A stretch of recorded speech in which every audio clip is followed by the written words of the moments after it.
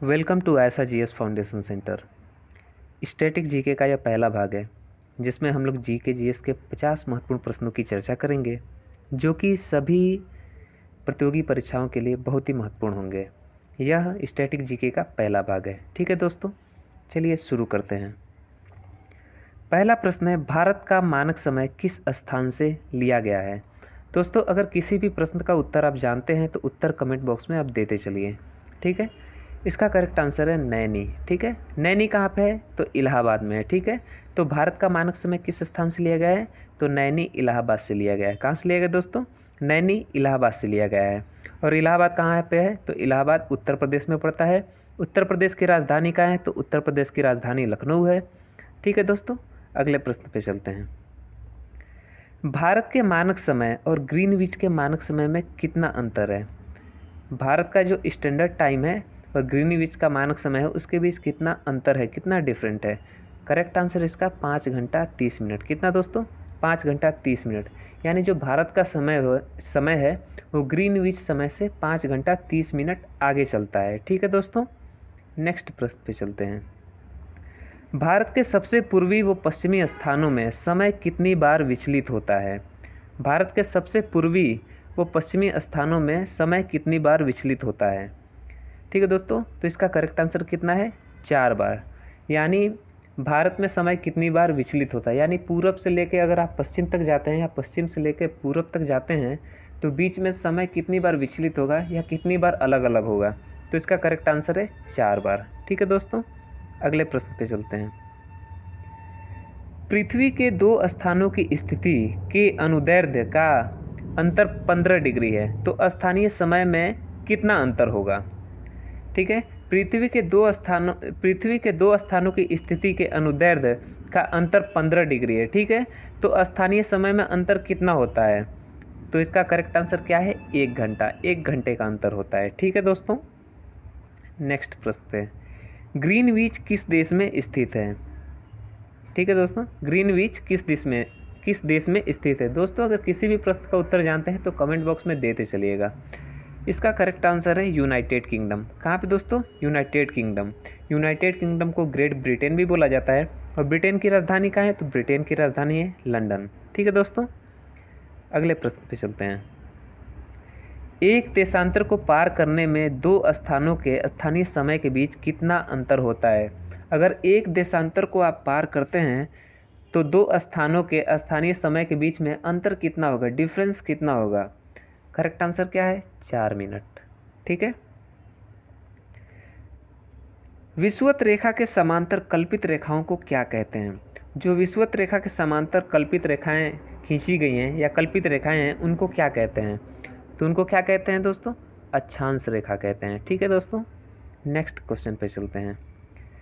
पृथ्वी के उत्तरी व दक्षिणी ध्रुव को मिलाने वाली रेखा क्या कहलाती है। यानी पृथ्वी के उत्तरी व दक्षिणी ध्रुव को मिलाने वाली रेखा क्या कहलाती है। इसका क्या करेक्ट आंसर है, करेक्ट आंसर है देशांतर रेखा।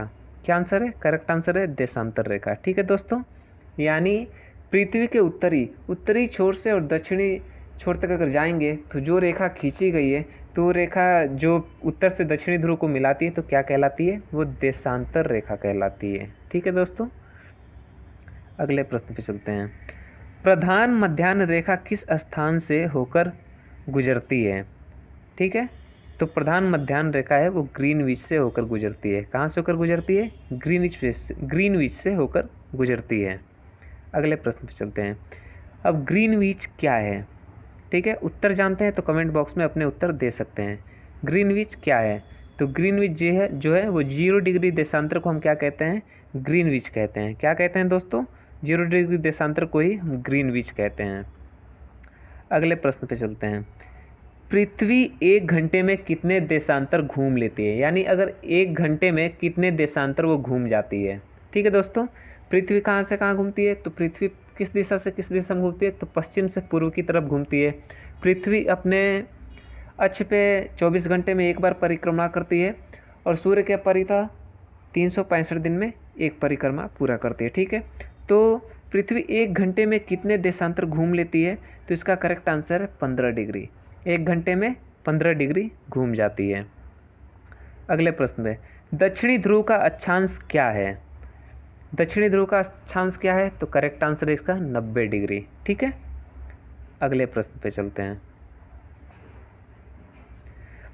दो स्थानों के देशांतर में 1 डिग्री का अंतर होने पर उनके समय में कितना अंतर होगा? दो स्थानों के देशांतर में 1 डिग्री का अगर अंतर होगा तो उनके समय में कितना अंतर होता है? करेक्ट आंसर है इसका 4 मिनट। दो देशांतर रेखाएं हैं, अगर उनके बीच में 1 डिग्री का डिफरेंस होगा तो 4 मिनट का अंतर होता है। ठीक है, अगले प्रश्न पे, संपूर्ण विश्व का प्रमाणिक समय क्या है? यानी संपूर्ण विश्व का स्टैंडर्ड टाइम क्या है? तो इसका स्टैंडर्ड टाइम क्या है? 0 डिग्री देशांतर। ठीक है, अगले प्रश्न पे चलते हैं। दोस्तों, जितने भी क्वेश्चंस हम आपको बता रहे हैं, ये सारे क्वेश्चन किसी न किसी एग्ज़ाम में पूछे गए हैं। दोस्तों, अगर आपने हमारी जीके सीरीज़ का अगर आपने पूरा भाग देख लिया तो आपको ये गारंटी से कह सकते हैं, आपको किसी भी जीके की किसी भी एग्ज़ाम में जीके के प्रश्न पत्र में ज़्यादा परेशानी नहीं होगी। आप आराम से उसमें 60-70%, 80% तक आप कर सकते हैं। ठीक है दोस्तों, अगले प्रश्न पे चलते हैं। पूर्व से पश्चिम की ओर जाने वाले जहाज तिथि रेखा को पार करने में अपना कैलेंडर कितने दिन आगे कर लेते हैं? यानी पूर्व से पश्चिम की ओर कोई जहाज जाता है, ठीक है, तो अंतर्राष्ट्रीय तिथि रेखा को पार करने में अपना कैलेंडर कितने दिन आगे कर लेते हैं? तो इसका करेक्ट आंसर है 1 दिन। ठीक है दोस्तों, 1 दिन आगे कर लेते हैं। अगले प्रश्न पे चलते हैं। 24 घंटे में सूर्य के सामने कितने देशांतर गुजर जाते हैं? ठीक है, तो 24 घंटे में सूर्य के सामने 360 देशांतर गुजर जाते हैं। ठीक है दोस्तों, नेक्स्ट प्रश्न पे चलते हैं। अंतर्राष्ट्रीय तिथि रेखा किस सागर से होकर गुजरती है? दोस्तों, ये सवाल बार बार पूछा जाता है कि अंतर्राष्ट्रीय तिथि रेखा किस सागर से होकर गुजरती है। करेक्ट आंसर क्या है दोस्तों? करेक्ट आंसर है आर्कटिक सागर एवं प्रशांत महासागर। याद रखना दोस्तों, आर्कटिक सागर है, ना कि आर्कटिक महासागर है। ठीक है दोस्तों, तो इसमें कंफ्यूज मत होइएगा, आर्कटिक सागर, ठीक है, और प्रशांत महासागर। अगले प्रश्न पे चलते हैं। विश्व को कितने समय जोन में विभाजित किया गया है? ये भी क्वेश्चन बार बार पूछा जाता है दोस्तों, ये अपने दिमाग में एग्जाम में जाने से पहले बिठा लीजिएगा दोस्तों। विश्व को कितने समय जोन में विभाजित किया गया है? करेक्ट आंसर क्या है? 24 टाइम जोन में पूरे वर्ल्ड को क्या है? विभाजित किया गया है। ठीक है, अगले प्रश्न पे चलते हैं। भारत को किस समय जोन में रखा गया है? ये भी प्रश्न बहुत इंपॉर्टेंट है। तो भारत को किस समय जोन में रखा गया है? तो भारत को समय जोन 1 में रखा गया है। किस में रखा गया है? तो भारत को समय जोन 1 में रखा गया है। ठीक है, अगले प्रश्न पे चलते हैं। विश्व का कौन सा नगर भूमध्य रेखा के सबसे निकट है? कौन सा नगर भूमध्य रेखा के सबसे निकट है? तो इसका करेक्ट आंसर क्या है? तो करेक्ट आंसर है सिंगापुर। सिंगापुर नगर भूमध्य रेखा के सबसे निकट है। ठीक है दोस्तों, नेक्स्ट प्रश्न पे चलते हैं। दोस्तों, वीडियो की PDF फाइल जो है वो हम आपको टेलीग्राम चैनल से आप जुड़िएगा तो वहाँ पे मिल जाएगी आपको। ठीक है दोस्तों, अगले प्रश्न पे चलते हैं। देशांतर रेखाएं किस दिशा से खींची जाती हैं? यानी देशांतर रेखाएं किस दिशा से किस दिशा में खींची जाती हैं? करेक्ट आंसर क्या है दोस्तों? उत्तर दिशा से दक्षिण दिशा में। ठीक है दोस्तों, उत्तर दिशा से दक्षिण दिशा में देशांतर रेखाएं खींची जाती हैं। ठीक है, अगले प्रश्न पे चलते हैं। भूमध्य रेखा की ओर जाने पर देशांतरों के बीच की दूरी पर क्या प्रभाव पड़ता है? भूमध्य रेखा की ओर जाने पर देशांतरों के बीच की दूरी पर क्या प्रभाव पड़ता है? यानी देशांतर रेखा जो पृथ्वी पर उत्तरी ध्रुव से भूमध्य रेखा तक खींची गई है और दक्षिणी ध्रुव से भूमध्य रेखा तक खींची गई है, अगर आप ध्रुवों से अगर आप भूमध्य रेखा की तरफ आएंगे तो उनके बीच में क्या अंतर आएगा? तो क्या अंतर आएगा दोस्तों?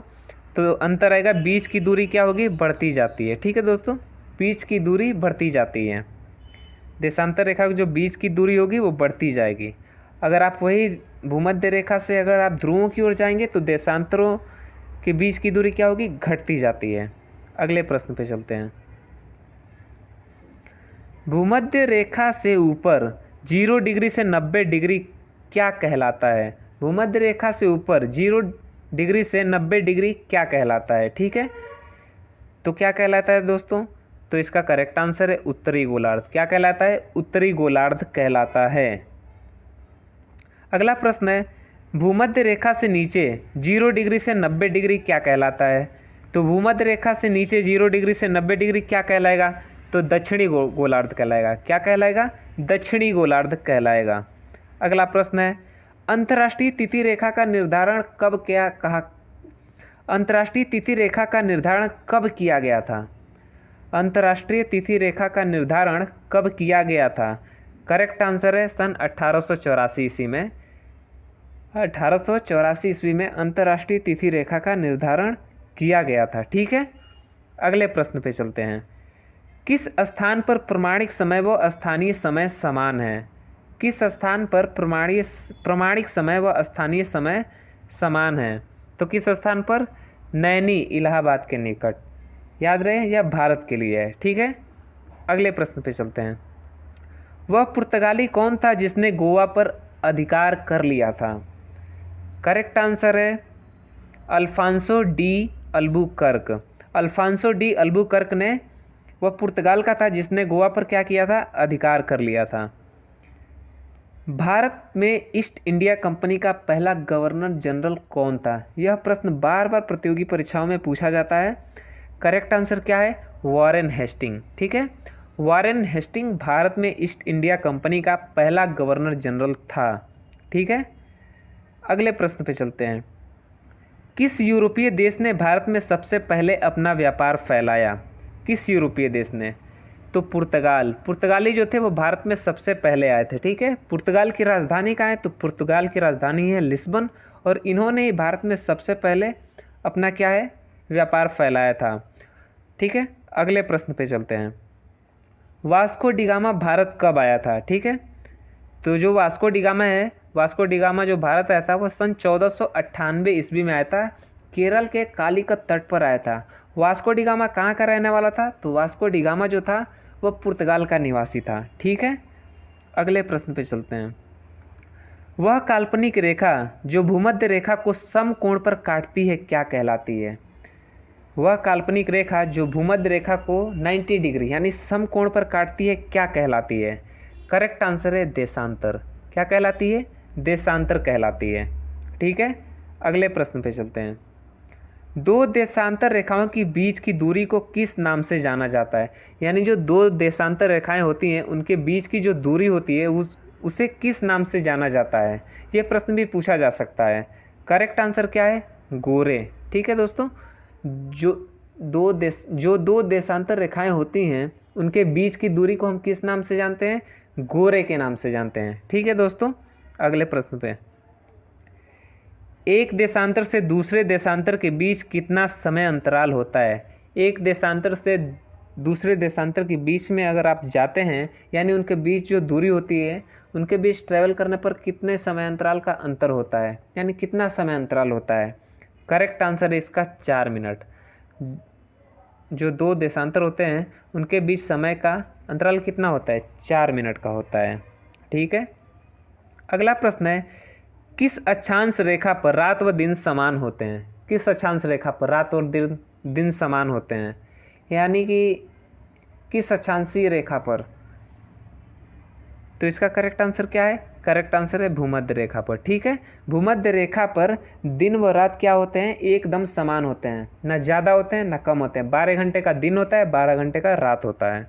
ठीक है, अगला प्रश्न है, 1 डिग्री देशांतर की सबसे अधिक दूरी कहाँ होती है?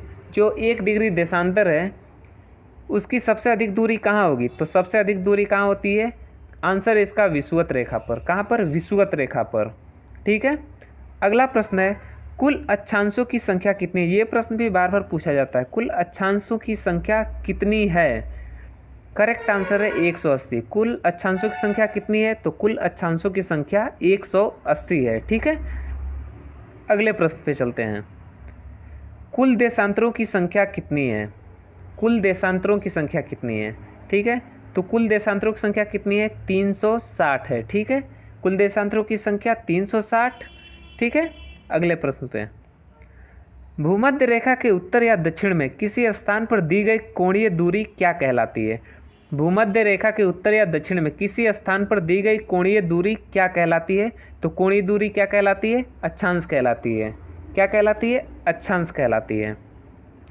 अगला प्रश्न है ट्रॉपिक ऑफ कैंसर क्या है। ठीक है, तो ट्रॉपिक ऑफ कैंसर क्या है? ट्रॉपिक ऑफ कैंसर जो क्या है 23.5 डिग्री उत्तरी अक्षांश रेखा को क्या कहते हैं? ट्रॉपिक ऑफ कैंसर कहते हैं या कर्क रेखा भी कहते हैं। ठीक है, अगले प्रश्न पे चलते हैं। धरातल पर 1 डिग्री अक्षांश की दूरी कितने किलोमीटर के तुल्य होती है? धरातल पर 1 डिग्री अक्षांश की दूरी कितने किलोमीटर के तुल्य होती है? करेक्ट आंसर इसका 111 किलोमीटर के तुल्य होती है। धरातल पर 1 डिग्री अक्षांश की दूरी कितने किलोमीटर के तुल्य होती है? तो 111 किलोमीटर के तुल्य होती है। अगला प्रश्न है भूमध्य रेखा के अतिरिक्त कौन सी अक्षांश रेखा पृथ्वी को 2 बराबर अक्षांश वृत्त कहाँ से होकर जाती है? भूमध्य रेखा के अतिरिक्त कौन सी अक्षांश रेखा पृथ्वी को 2 बराबर अक्षांश वृत्त से होकर जाती है? सॉरी, यहाँ पे कहाँ लिखा गया है, कहाँ पे लिख दिया है, गलती से मिस्टेक हो गया है। तो इसका आंसर क्या है? भूमध्य रेखा के अतिरिक्त कौन सी अक्षांशीय रेखा पृथ्वी को 2 बराबर वृत्त से होकर जाती है? इसका क्या करेक्ट आंसर है? तो करेक्ट आंसर इसका क्या है? मालागासी। ठीक है दोस्तों, करेक्ट आंसर इसका क्या है? मालागासी। वह काल्पनिक रेखा जो पृथ्वी को 2 बराबर भागों में बांटती है क्या कहलाती है? तो ये तो सब जानते होंगे, भूमध्य रेखा कहलाती है। क्या कहलाती है? भूमध्य रेखा कहलाती है या विषुवत रेखा कहलाती है। अगले प्रश्न पे चलते हैं। 66.5 डिग्री, ठीक है, 66.5 डिग्री दक्षिणी अक्षांश वृत्त कहाँ से होकर जाती है? तो कहाँ से होकर जाती है? मालागासी। मालागासी एक जगह का नाम है, वहाँ से होकर जाती है। अगले प्रश्न पे चलते हैं। वह काल्पनिक रेखा जो भूमध्य रेखा को समकोण पर काटती है क्या कहलाती है? वह काल्पनिक रेखा जो भूमध्य रेखा को समकोण पर काटती है क्या कहलाती है? तो क्या कहलाती है? देशांतर रेखा कहलाती है। क्या कहलाएगी दोस्तों? देशांतर रेखा कहलाएगी। ठीक है, अगले प्रश्न पे। अंतर्राष्ट्रीय तिथि रेखा किसे कहते हैं? अंतर्राष्ट्रीय तिथि रेखा किसे कहते हैं? करेक्ट आंसर है 180 डिग्री देशांतर को। ठीक है, 180 डिग्री देशांतर को अंतर्राष्ट्रीय तिथि रेखा के नाम से भी हम जानते हैं। ठीक है, अगला प्रश्न है अंतर्राष्ट्रीय तिथि रेखा किसके सबसे निकट है? यानी अंतर्राष्ट्रीय तिथि रेखा जो है वो किसके सबसे निकट है? करेक्ट आंसर क्या है? 180 डिग्री पूर्वी वो पश्चिमी देशांतर के निकट है, सबसे निकट है। ठीक है, अगला प्रश्न है अंतर्राष्ट्रीय तिथि रेखा टेढ़ी मेढ़ी क्यों है? इतनी टेढ़ी मेढ़ी क्यों है? करेक्ट आंसर क्या है? समय और तिथि के अंतर को समाप्त करने के लिए अंतर्राष्ट्रीय तिथि रेखा जो है वो टेढ़ी मेढ़ी है या टेढ़ी मेढ़ी बनाई गई है। अगला प्रश्न है उत्तरी प्रशांत महासागर में अंतर्राष्ट्रीय तिथि रेखा के विचलन का क्या कारण है? उत्तरी प्रशांत महासागर में अंतर्राष्ट्रीय तिथि रेखा के विचलन का क्या कारण है? करेक्ट आंसर है एलियूशियन द्वीप समूह। ठीक है, एलियूशियन द्वीप समूह। ठीक है, अगले प्रश्न पे चलते हैं। यदि अंतर्राष्ट्रीय तिथि रेखा पर 12 बजे हो, ठीक है, यदि अंतर्राष्ट्रीय तिथि रेखा पर 12 बजे हो तो भारत का मानक समय क्या होगा? तो भारत का मानक समय क्या होगा? 5:30 होगा। क्या होगा? 5:30। ठीक है, अगले प्रश्न में पृथ्वी को कितने समय जोन में बांटा जा सकता है? ठीक है, उत्तर जानते हैं, कमेंट बॉक्स में उत्तर देते चलिएगा। तो पृथ्वी को 24 समय कटिबंधों में बांटा जा सकता है। किस में बांटा जा सकता है? तो पृथ्वी को 24 समय कटिबंधों में बांटा जा सकता है। ठीक है, अगले प्रश्न पे भारत का मानक समय किस देशांतर से लिया गया है? भारत का जो स्टैंडर्ड टाइम जोन है वह किस देशांतर से लिया गया है? करेक्ट आंसर इसका क्या है? 82 डिग्री पूर्व से लिया गया है। भारत का मानक समय किस देशांतर से लिया गया है? तो 22.5 डिग्री देशांतर पूर्व से लिया गया है। ठीक है दोस्तों, याद रहे पश्चिम से नहीं पूर्व से लिया गया है। ठीक है दोस्तों, वीडियो को हम यहीं पे एंड करते हैं। अगले भाग का इंतजार कीजिए और वीडियो की PDF फाइल आप हमारे टेलीग्राम से जुड़कर टेलीग्राम चैनल से डाउनलोड कर सकते हैं। Thanks for watching. वीडियो अच्छी लगे तो ज़्यादा से ज़्यादा शेयर कीजिए और हमारे चैनल को सब्सक्राइब कीजिए। Thanks for watching. Best of luck.